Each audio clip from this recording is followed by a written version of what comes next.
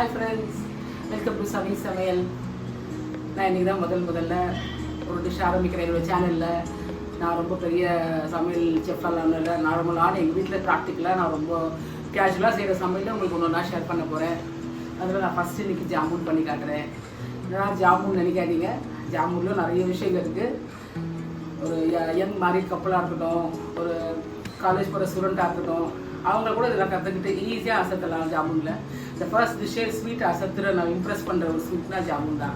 So இந்த ஜாமுன் எப்படி ஈஸியாக பண்ணலாம், பர்ஃபெக்டாக பண்ணலாம் அப்படிங்கிறது நான் உங்களுக்கு சொல்ல போகிறேன். கண்டிப்பாக உங்களுக்கு பிடிக்கும்னு நினைக்கிறேன். நீங்கள் பண்ணிவிட்டு இதெல்லாம் செஞ்சு முடிச்சுட்டு கமெண்ட்ஸை சொல்லுங்கள். வாங்க வீடியோக்குள்ளே போகலாம். இப்போது ஜாமுனுக்கு என்னெல்லாம் தேவைங்கிறத ஒரு வாட்டி பார்த்துக்கலாங்களா? ஃபஸ்ட்டு சுகருங்க. அது நான் உங்களுக்கு சிரப் பண்ணும்போது எவ்வளோ தேவைங்கிறத நான் சொல்கிறேன். இது வந்து அப்போ நான் ரீசெண்டாக அமேசானில் வாங்கினேன், ரொம்ப நல்லாயிருக்கு. ஆயில் கேனு உங்களுக்கு வேணும்னா நான் டிஸ்கிரிப்ஷனில் இதை நான் ஷேர் பண்ணுறேன். அப்போ தேவையான அளவு ஜஸ்ட் பிஞ்ச் ஆஃப் சால்ட்டு. அதுக்கப்புறம் இந்த பிராண்ட் தான் நான் ஜாமுனுக்கு எப்போவுமே யூஸ் பண்ணுவேன். எல்லா பிராண்டோட இந்த எம்டிஆர் பிராண்டில் ரொம்ப நல்லா வரும் ஜாமுன். அது நான் நிறைய பல வருஷமாக பண்ணுறதுனால கன்ஃபார்மாக சொல்கிறேன். உங்களுக்கு பண்ணுறதும் ஈஸி. தென் கேசரி கலர், இது ஆப்ஷன், வேணும்னா நீங்கள் யூஸ் பண்ணலாம். நான் ஒரு ஜஸ்ட் ஒரு ஸ்மால் பிஞ்ச் தான் ஆட் பண்ணுவேன். ஏலக்காய் தேவையான அளவு எடுத்து நான் பொடி பண்ணி வச்சுருக்கேன். இவ்வளோ தான் தேவைங்க, இவ்வளோ தான் தேவை. வாங்க போகலாம். இப்போ நம்ம சுகர் சிரப்பு எப்படி பண்ணுறதுன்னு பார்க்கலாங்களா? ஃபஸ்ட்டு இதுக்கு தேவையான அளவு சுகர் வந்து ஆக்சுவலாக 900 grams போடலான்னு சொல்லியிருக்காங்க பாக்கெட்டில். எனக்கு எப்போவுமே அதை விட ஒரு கம்மி தான் நான் பண்ணுவேன். அதில் வந்து ஒரு 4 இந்த கிளாஸ் ஏதாவது ஒரு கப், இந்த மாதிரி ஒரு கப் எடுத்துக்காங்க. இதில் நான் 4 கிளாஸ் தண்ணி ஊற்றுறேன்.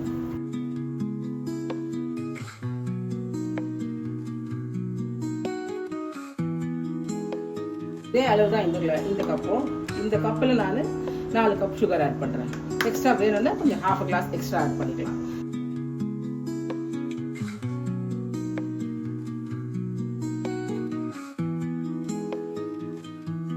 சுகர் ஆட் பண்ணிட்டு இதை கொஞ்சம் கலந்து விடுங்க. நல்லா ஒரு 5 to 10 minutes நல்லா கொதிக்கணும். இது கூட கொஞ்சம் பிஞ்ச் ஆஃப் சால்ட், ஜஸ்ட் ஒரு டேஸ்ட்டு கொஞ்சம் நல்லா இருக்கும். இந்த உப்பு சேர்த்தா ஜஸ்ட் ஒரு பிஞ்ச் இவ்வளோ தான் போடணும். சாரி, இந்த கேசரி கலரில் அதுவும் கொஞ்சமாக சேர்த்துக்கணும்.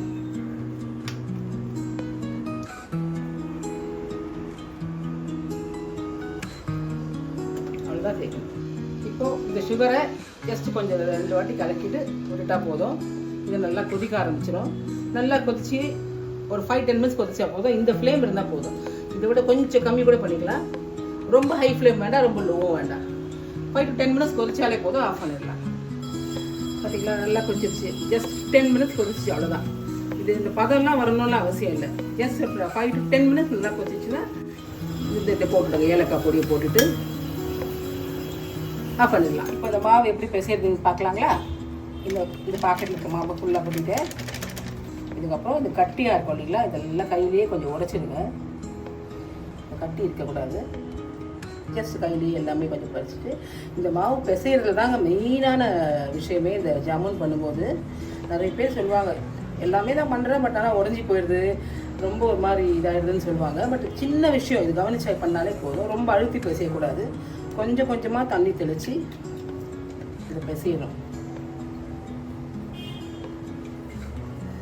எடுத்தெடுப்புல தண்ணி ஊற்றாமல் கொஞ்சம் கொஞ்சமாக தெளித்து அந்த மாவை கொஞ்சம் கொஞ்சமாக பிசையணும்.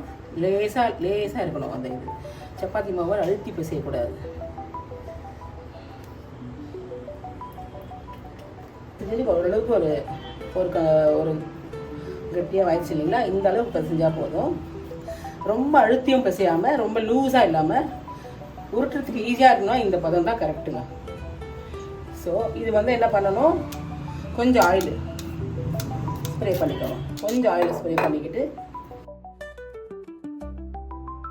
நல்லா ஓரளவுக்கு ஜஸ்ட் லேசாக பசஞ்சிட்டு ஒரு 5 minutes, வெறும் 5 minutes தான் ஊற விடணும். ஜாமுனுடைய சீக்கிரட்டே இந்த மாவில் தாங்க இருக்குது.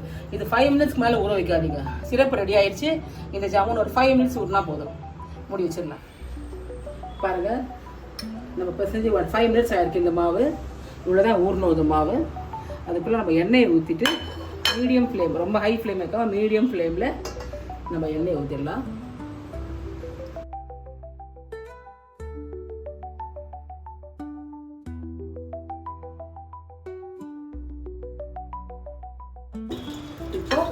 இந்த ஜாமுன் பண்ணுறதுல மெயினான விஷயமே ஃபஸ்ட்டு கையை ட்ரை பண்ணிக்கிட்டு கையை ஆயில் போட்டு தடவிக்குங்க. கையில் தடவிக்கிட்டு இப்போ எல்லா உருண்டையும் ஒரே சைஸில் வரணும்னா நம்ம ஃபஸ்ட்டு அந்த ஈக்குவலண்ட்டாக பிரிக்கணும் அந்த மாவை.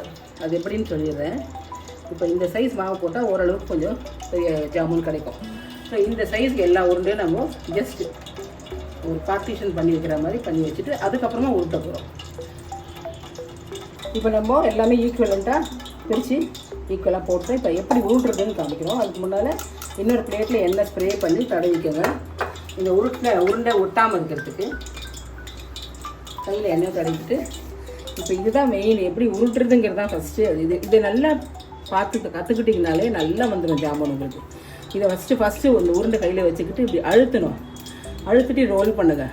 அந்த மாவு ரோல் பண்ணிவிட்டு அதுக்கப்புறம் கையை லூஸ் பண்ணி லேசாக பண்ணிங்கன்னா அழகான ரவுண்டு ஷேப் கிடைக்கும் உங்களுக்கு. இப்படி வரும். இதில் வந்து கிராக்கே வராது இப்படி பண்ணால். நார்மலாக நீங்கள் ரவுண்டு பண்ணுறதுக்கும் அழுத்திட்டு இந்த மாதிரி ரோல் பண்ணிவிட்டு நிறைய டிஃப்ரென்ஸ் தெரியும் உங்களுக்கு. நல்லா அப்படி பண்ணிவிட்டு அழுத்துங்க. ஃபஸ்ட்டு அழுத்திட்டு இப்படி பண்ணுங்கள். நல்லா அப்படி பண்ணிவிட்டு அதுக்கப்புறம் லேசாக உருட்டுங்க. இதுதாங்க சீக்கிரட்டே. ஒரு ஜாமுன் கூட உடையாதுங்க, உடையாமல் அழகாக வரும். எண்ணெய் லேசாக காஞ்சிட்ருக்கு. இந்த மாதிரி எல்லா உருண்டைகளையும் பண்ணி வச்சுக்கோங்க. இங்கே பாருங்கள், இப்போ நான் அதை உருட்டி வச்சுருக்கேன். எல்லாமே உருட்டியாச்சு. இப்போ நம்ம மெல்லமாக ரொம்ப காயாமல் மீடியம் ஃப்ளேமில் இருக்கும்போதே இது ஒன்றா போட்டுட்டு மெல்லமாக அது கூட ஸ்டில் பண்ணிகிட்டே இருக்கிறோம். ஏன்னா ஒரே பக்கமாக வந்துடக்கூடாது. அப்படியே சும்மா லேசாக அப்படி கலக்கி விட்டுட்டே இருக்கு. ஃப்ளேம் ரொம்ப மீடியம் விட கம்மியாகவே இருக்கணும். அதிக ஃப்ளேமே பண்ணக்கூடாது.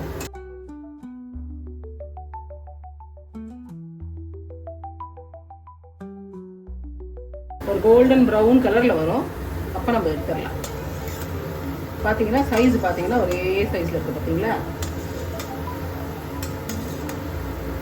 சர்வ் பண்ணும்போது இந்த சைஸ் வந்து நமக்கு ஒரு எக்ஸ்ட்ரா ஒரு அட்ராக்டிவாக இருக்கும் பார்க்குறதுக்கு. ஜாமுன் எப்படி நல்லா இருக்கும் இல்லைங்களா? பார்க்குறவங்க பரவாயில்ல எல்லாம் ஒரே சைஸில் பண்ணியிருக்கீங்களேன்னு கேட்பாங்க. இப்போ ரெடி ஆயிடுச்சு. இதனால இந்த சுகர் சிரப் இதில் ட்ரான்ஸ்ஃபர் பண்ணியிருக்கேன். இதில் போட்டுடலாம்.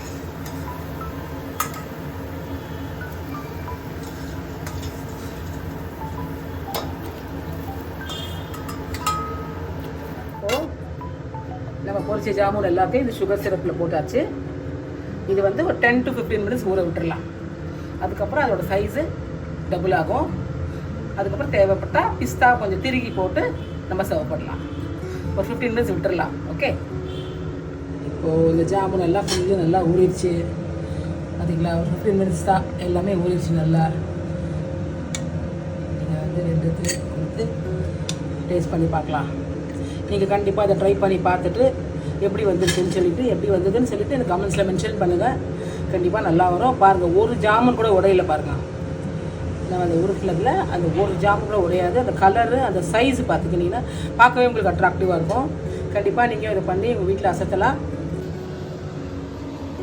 இப்போது இந்த ஜாமுனை இந்த செகண்ட்ஸ் அந்த ஆஃபீஸ்லேருந்து வந்து ஒர்க் பண்ணிகிட்ருக்கான். அவனுக்கு சர்ப்ரைஸ் பண்ணி காமிக்கிறேன். அவன் டேஸ்ட் பண்ணி எப்படி சொல்கிறான் பார்க்கலாங்களா?